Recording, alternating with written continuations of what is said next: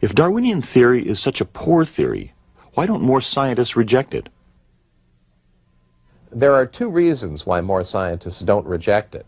One is that if they did, they would lose all of their prestige within science. They would never get another research grant. And if they didn't have academic tenure, they'd get fired.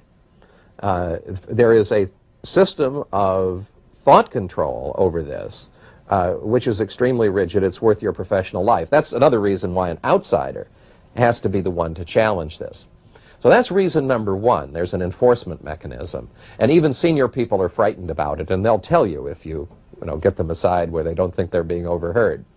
The second reason is ideological. The great problem is that if Darwinism isn't true, science doesn't know what is true. You see, if the microevolution explanation isn't extrapolated to explain all of creation, then they don't know how it could have happened, and that's intolerable.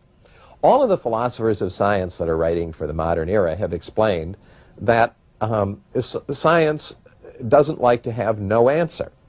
You see, they will prefer to stick with an inadequate paradigm or general theory rather than to say, well, we just don't know what it is, because then they don't have any place to start proposing experiments, drafting proposals for research grants, and so on. So they'll stick with the false theory if the only alternative is no theory at all, and that's the situation that they're in.